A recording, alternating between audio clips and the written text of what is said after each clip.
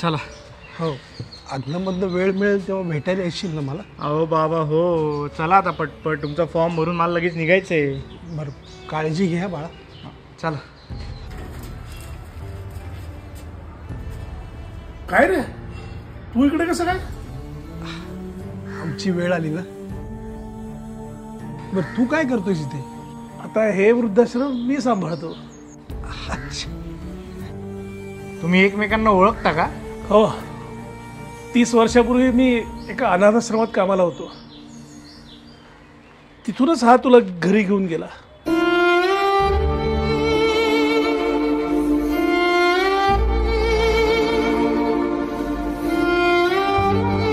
उशीर होतोय त्याला.